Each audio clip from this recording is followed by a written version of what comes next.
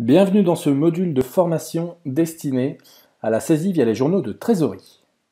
Nous verrons dans cette formation l'ajout d'une écriture via les journaux de trésorerie, la visualisation et la modification d'une écriture, puis nous terminerons cette formation comme d'habitude par un quiz et la synthèse reprenant les points essentiels de cette formation. Premièrement, comment reconnaître qu'un journal est de type trésorerie ou non? C'est assez simple, dans le menu Structure, au niveau des codes journaux, nous allons voir ici que chaque code journal est identifié par un petit logo, et ce logo est celui qui définit les journaux de type trésorerie. Je peux le voir en double-cliquant sur ce journal, et ici je vais voir mon type de journal qui est bien positionné sur le type trésorerie. Comment saisir donc une écriture? Eh bien tout simplement, par l'un des menus que nous avons déjà vu précédemment, c'est-à-dire le menu Traitement, saisie par pièce, saisie des écritures, saisie par lot, ou encore Journaux de saisie. Moi, je vais passer par le menu Journaux de saisie, et je vais donc ici me rendre sur mon journal BEU, et donc renseigner une écriture, où je vais dire que le 31 juillet, nous avons réglé le fournisseur blanc,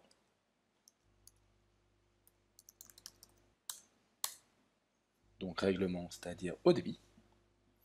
Je vais le régler pour 1200 €. Voilà. Première particularité. Mon journal ici me passe une centralisation fin de mois de toutes mes écritures. C'est-à-dire que si je rajoute des écritures, eh bien il va me passer une autre ligne de centralisation débitrice ou bien additionner ou soustraire le montant inséré dans mon écriture au niveau de ma ligne centralisation fin de mois créditrice. Donc tout ça fait partie d'un paramétrage. Donc ce paramétrage, vous allez le retrouver ici, structure, code journaux, BEU. Et ici, j'ai bien une contrepartie, centraliser toutes les écritures de banque. D'accord? Autre type de paramétrage, voilà, donc ici, le code journal BRD, j'ai une contrepartie qui génère une contrepartie à chaque ligne.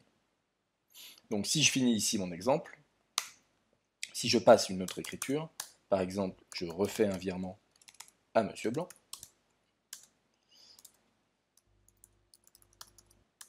cette fois-ci pour 1000 €, pardon, je l'ai mis au crédit,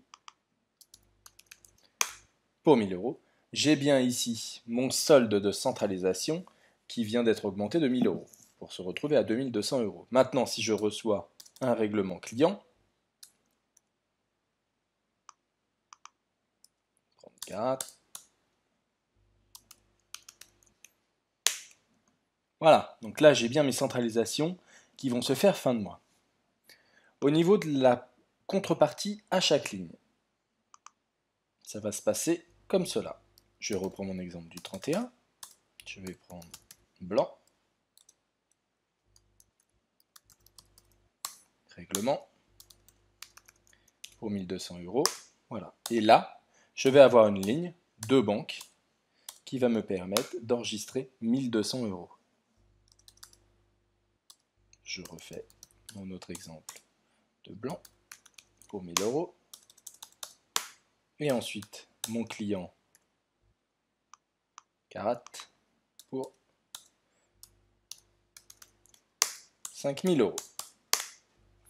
Donc voilà la différence de saisie dans les journaux de trésorerie entre la contrepassation à chaque ligne, c'est-à-dire l'exemple que vous avez devant les yeux. Vous voyez ici, à chaque ligne d'écriture, je vais avoir le numéro du compte général de banque correspondant au code journal, donc ici le 512, qui vient se générer à chaque fois que j'insère une écriture.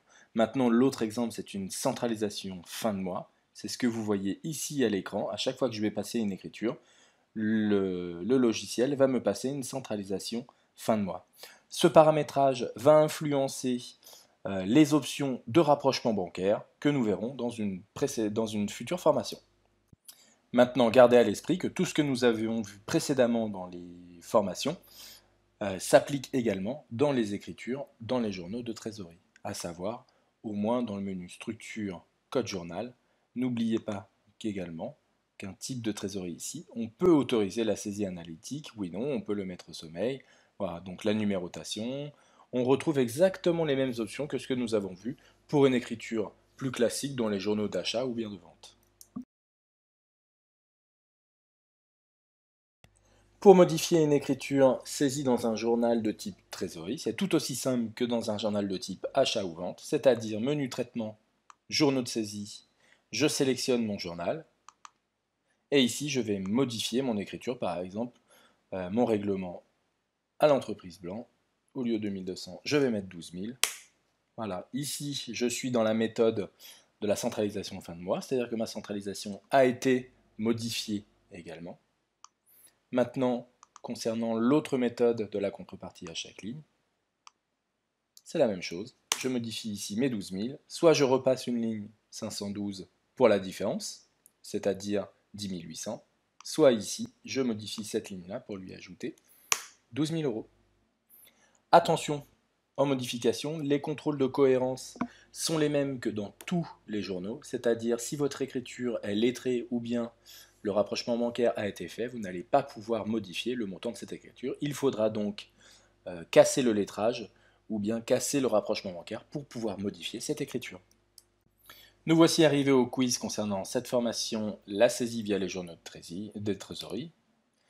Première question, les journaux de type trésorerie s'appliquent aux écritures de type banque, caisse, effet à payer, effet à recevoir, etc. Ou bien achat-vente, ou bien opérations diverses.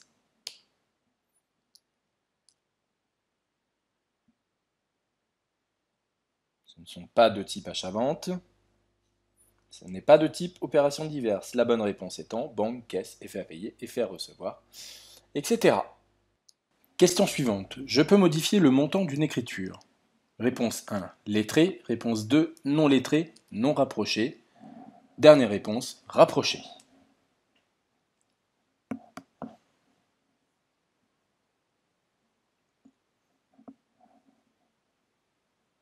La bonne réponse étant que je peux modifier le montant d'une écriture à la seule condition que celle-ci ne soit ni lettrée ni rapprochée.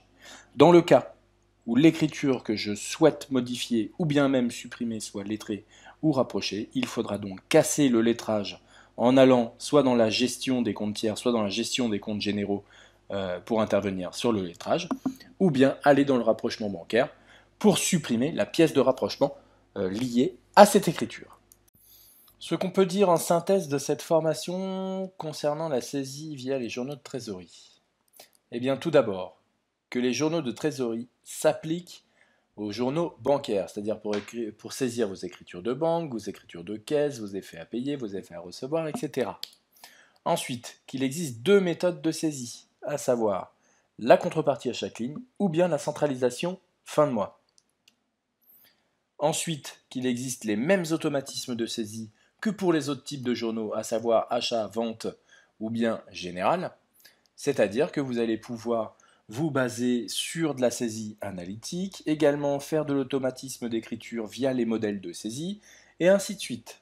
Et enfin, que toute modification est possible en cours d'écriture. Je vous remercie donc pour votre attention et vous dis à bientôt.